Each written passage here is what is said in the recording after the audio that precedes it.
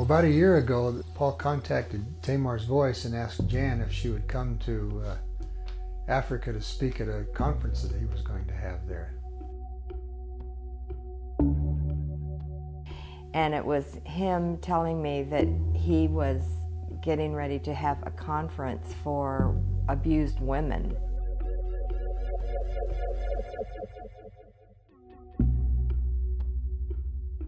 Heather and I are kind of along for the ride, and he said, well, you know, we'll take this in and engage in this relationship and see where that goes.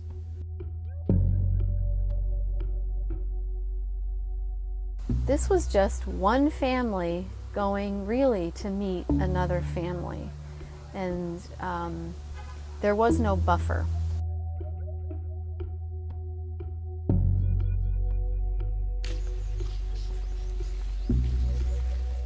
You know, when you Google, you have a lot of ministries. The first on top was Dharma Voices. And he wondered if there's any way that I could even come there for the conference. I was involved in some of the Skypes. She does more Skyping than I do, so. And I says, well, there's no way I can come. I don't have time to do that. And besides, I just can't come. I'm too old.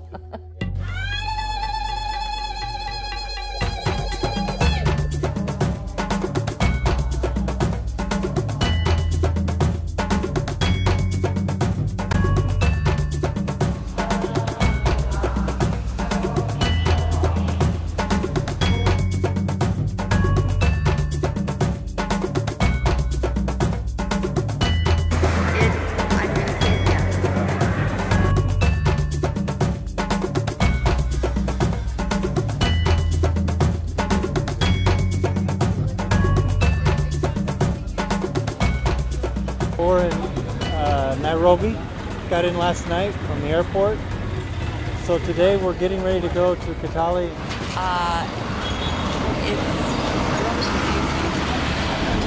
There's a lot of traffic and a lot of people walking in front of you, but a lot of people going somewhere.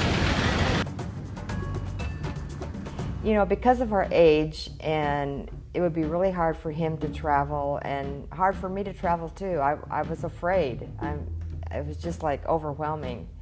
And I says, no, we can't come.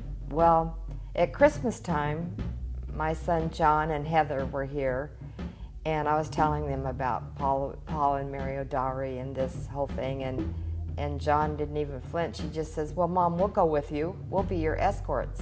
We'll bring Ty with us. As soon as John said that, it's like the light went on, like, God, okay, I hear you. You're telling me you want me to go there. And I'm saying, but Lord, I'm afraid. You know, not afraid of the people or anything, just afraid of my own fears. I'm kind of a fearful person, and I thought, I am afraid, Lord, but I am going to take a step of faith, and I am going to go to Africa. And besides, Heather was already on the computer getting our tickets figured out. And it's like, I really am going to Africa. There's no getting out of this.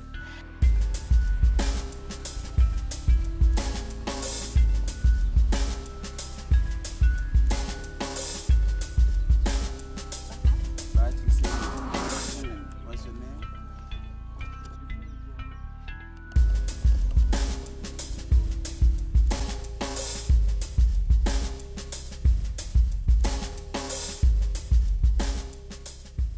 We take good care of you.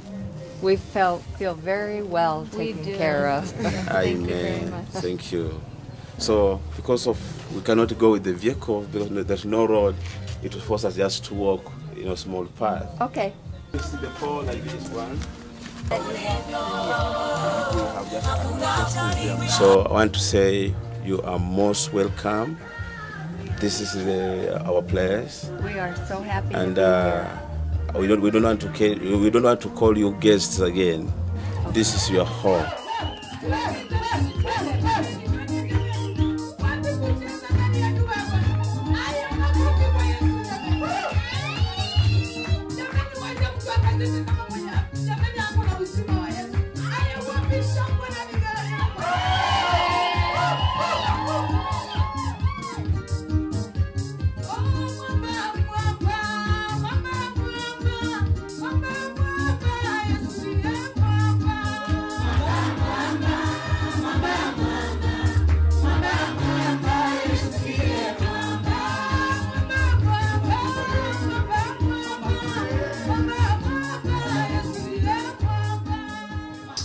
name of Jesus Christ, Salamu katika jina la Bwana wetu Yesu Kristo, our Lord, Bwana wetu, from your servant and a friend in Marion, kutoka kwa mtumishi wenu na rafiki Mario, Indiana. kule India. Indiana. I would love to be there, deliver the word personally. It felt different because there was not a person to ask questions about the culture. We had to do some of the research on our own. It was up to us to figure out how to behave, what is appropriate, and to learn about the Kenyan culture.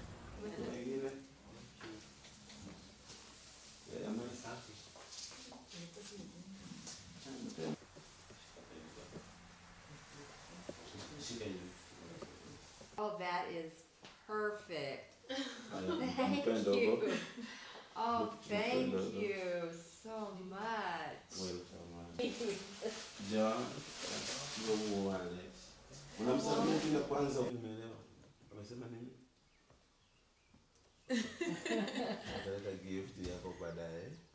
Consistency, I think, is one of the main things that I've noticed. Anytime they've contacted us, they've been consistent with what the previous contacts were all about, and that they were really doing the job that they said they were doing, and that verified with us that they were worthy of support and doing a good job and actually changing the world in the area where they live. To be honest, we were quite impressed with everything that Paul and Mary have in place in Sikendu. He has a church. He has young people that are in their teens and early 20s that he is teaching, giving Bible training to. So he's receiving Bible training, and then he's training others in his community. And then he has also other pastors of other small cell groups. The church just seems to be working right. Paul and Mary have started a school, Amazing Love Academy. Right now they have 2 classrooms and 2 teachers, and there are 3 buildings on the grounds. The children come to school and they're there almost all day, so their hours are much longer than what I teach, 8:30 to 2:30 every day. Divine Life Ministries also has a ministry for women, and they in August they are going to have their 5th conference. So for 5 years there has been a need in their community to care for women. And here is where we have the children ministry in the village. It was not taken yesterday. You see, I was still so young. Yeah. I'm not like am I now?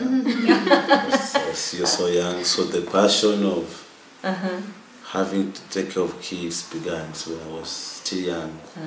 The reason for that is that I was raised an orphan. Yeah. So I know what it means for somebody who's needy, especially kids. Oftentimes in short-term mission trips, the people from the United States, since that's where I'm coming from, go because they're there to rescue people, save people. So we wanted to make sure that we were not coming in with all the knowledge and know-how and money and just telling the Africans what to do and how to do it. We didn't want our trip to be about that at all. We wanted our trip to be relational and a partnership. What makes it interesting and challenging is that we came with resources, and obviously in many ways resources are a challenge for them. So because we had some resources and they need resources, it seems, well, it's just really complicated. Like, how do you stay relationally connected? How do you provide those resources? How do they accept those resources in a way that honors them and is good, doesn't hurt?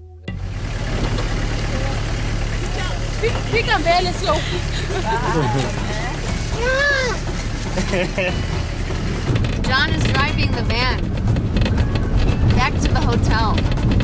We had a great day today of home fellowship in Harriet's house. You know you go right, John? Oh good, he remembers. It's scary.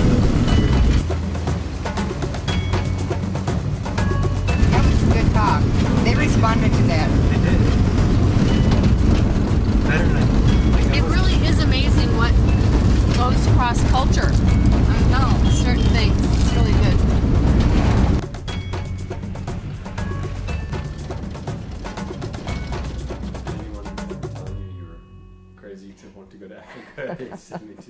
Well, I told myself that at first. And there are probably people that thought that. They didn't say it to my face. But I had people that say, I respect you. I admire you for what you're doing. I wouldn't have the nerve to do it, but I know that God is in this. I had so much support that way. I was amazed by the support.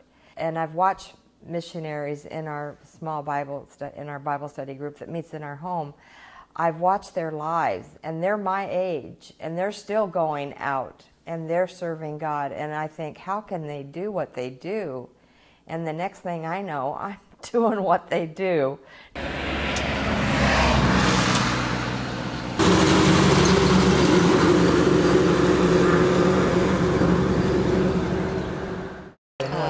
a flat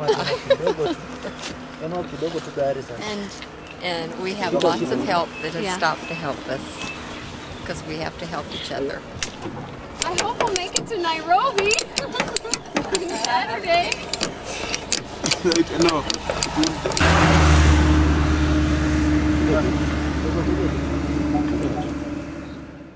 Cross-cultural connections, partnerships are important for both. So I think it expands my ability to relate to other people, expands my ability to problem solve, expands my perspective of the world, expands ultimately my perspective of God and who He is. So I have a more holistic perspective of God because I'm looking at other people who were created in His image. The reality is, Pastor Paul lives in the community of Sikhendu. He knows the people, and he understands what the needs are. Which means he has a 100-mile head start on a lot of ministries that try to establish themselves in the country. He's way ahead of the game as far as the logistics of it are concerned. No, when you say it's over the paved road, I thought... On the paved road? Yeah, behind. So when I passed the first market, the second market, I thought, where is it? Oh. So I got your message when already I'm on the way.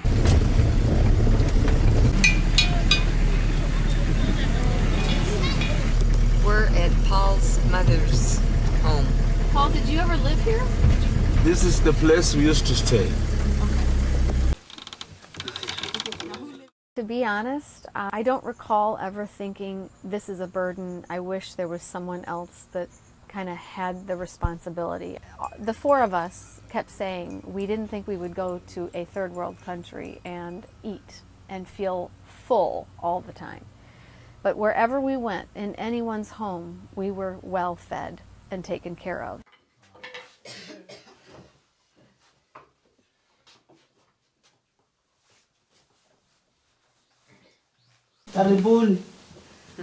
You're welcome.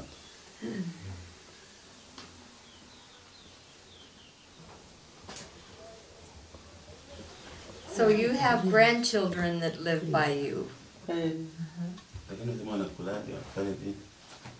Six. There's a lot of grandchildren left behind. I see. They're not here, but just somewhere. Now in charge of Mom. Because also my sister-in-law, she's also weak. Any time from now, she can go. Right. Pastor Paul and the community that we saw, they are just rich in friendship and love to one another and support for one another. The church members get together. I'm not even sure if 4 times a week is the right number, but many times out of the week they are getting together and they are supporting one another, whether it's a home church meeting or it's a meeting with just women, or it's 2 times on Sunday, once in the morning and once in the evening. That would be one. It's not just him And it's not just revolving all around him. He is a very humble man.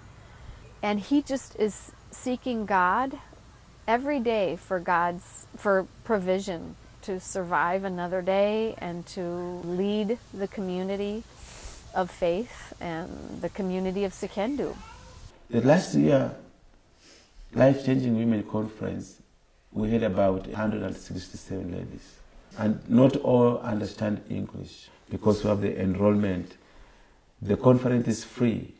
And the author of this book, she's not in America. She's not in India. She's not in Kitale. Amen. I've said she is in Sikendu. That is to say, she is here with us. Praise the Lord. We have young who have been raped cases. We have raped cases dealing with. We have those who have been abused in several different ways. Marriage, in whichever we have them. And when I talk of the one who are suffering from HIV and AIDS, to me also that's the abuse. Because if I know when that I'm HIV positive, I go ahead using my money to an innocent 15 years girl, sleeping with her. I'm abusing by transferring the disease I have to her. You get those young girls, 15 years, 14, 15 to 20, they have babies. That is abuse. Because somebody lied to her. Maybe he promised her, I will marry you. And at the end of the day, he make her pregnant, he dump her that way. Total abuse.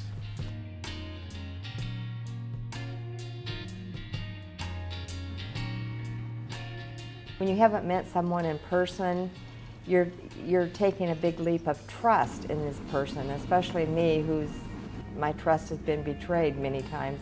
And he told me the story. He said, "Mom, today I'm very sad." And I says, "Well, what's wrong, Paul?" And he said, "I was walking along the path," which Paul, by the way, does not have a car. He walks miles everywhere he goes.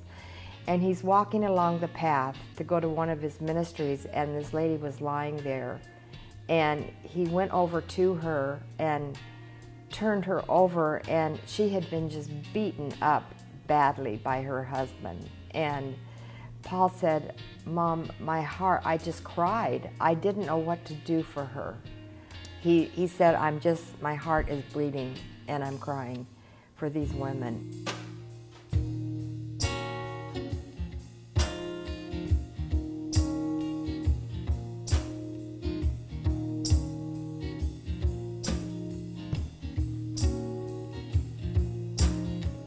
There's no one who can take me higher. There's not one thing that can make me whole. There's no one like you, my Savior. The elevator of my soul.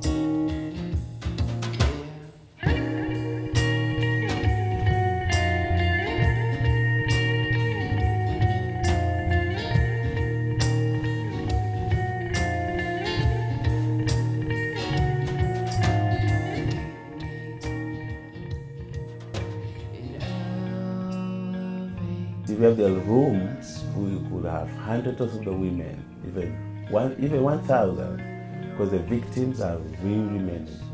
The rape cases are there daily. Those who have been beaten by their husband is daily. Those who have been rejected is daily.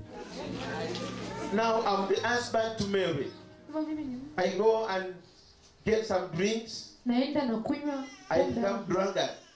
So because I don't have now money, and I'm coming my home. Na ninakuja nyumbani. Mary and the children are waiting for me to provide. And because I know I don't have that food, Na kwa sababu najua sina hicho chakula. so what I will do is this. Kile nitafanya ni hiki. Hey! Hey! Wanaenda konecha. Hebu ngoja naandako. This is to say the lion is coming. Ili kusema kwamba simba anakuja. I don't want to get anybody in my house. Sitaki kupata mtu kwenye nyumba yangu. The lion is coming. Simba anakuja. So when Mary heard that one, Maria akisikia hiyo sauti, together with children, na watoto, that day they will sleep with the maid. hiyo siku wanalala kwa mahindi ama nje. Is it true or not true? Ni ukweli ama si ukweli? Is it happening or not happening? Inatendeka ama haitendeki? Is it abuse or not abuse? Ni dhuluma ama si dhuluma? So for us also to remove the circle of poverty is now to have a center. We now trust the Lord to provide. We also get the center built, the school built, so that we can cater for all these women. So the shelter is important for the safety because they are not safe. Wherever they sleep, we have also, again, men. They are not mad, just good men, but now they found a lady or a woman who is separate, no home, no place. Again, the rape cases began from there. So the center really is also for safety, yes, and a shelter, and a nurturing and empowering, but also for them to have some skills. This is to say, after building the rooms or the home for the women, now it is the center. Again, we have a hall, a training room, whereby we trust God for a sewing machine and maybe in future computers. But now, after rescue, there's another vision of now to settle this lady, maybe on getting her a small again portion of land, build a house there. Now she has a house or a home. She has, maybe God has provided them a sewing machine, and the most important, maybe God has also provided for her a cow. She have now money from the milk, she says, money from the sewing machine. This is to say we could have developed. The one who was abused now is self-sustainable. So I don't really consider it a vacation, and I really didn't consider it a short-term mission trip. I felt like it was one family from the United States going to meet another family in Kenya. And our lives were just intersecting, and I feel like God just brought us together. I think to develop a women's rescue center in Sehendu or Kitale honors the spirit of Tamar's voice. Tamar's voice is about helping women who are in need, women who have gone through pain.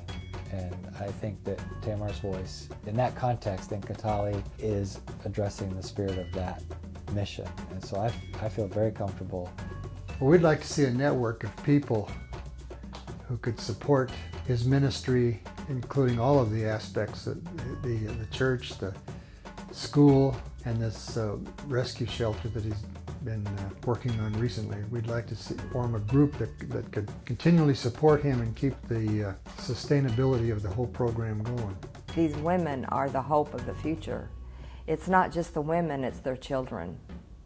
And as long as they stay stuck in the cycle of abuse and poverty and all that goes with it, nothing is ever going to change. So already we have people that are getting trained right now, students that are getting trained to be, we've got one that we're helping to train to become a nurse so she can go back to the Tamar Rescue Center. There's one that's being trained in tailoring and being a seamstress, and she wants to go back and teach the women these skills. So there's already things in line that are happening. The Bible says that we do all this through him who gives us power. We cannot do it by our own power. We cannot do it because we have nothing that really moves us to do it. But through who gives us power is when we do it. I don't want to forget the women in America that I've helped and them still help. That'll still be there for them. But it's like expanding this ministry to include the call that God gave me when I was 14 or so years old.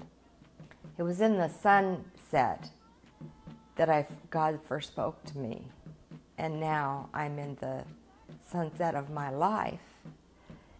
And I see a sunrise.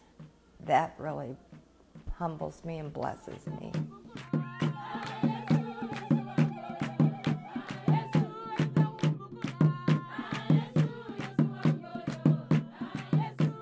Lon and me and my family, especially my family that went, were overwhelmed by the support that we received from people from all over. I still can't get over that.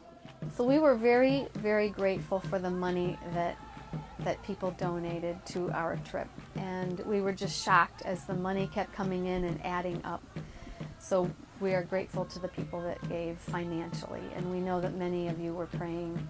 And it was my grandson, the filmmaker, who said, "Do you realize, Nan, that 3 generations of our family are involved in this?" And that meant so much to me that it's, and Paul has said this, it's a generational thing. It's a generational thing that the cycle keeps going, the bad cycle keeps going, but it's also a generational thing that God redeems, and He uses families generation to generation to generation.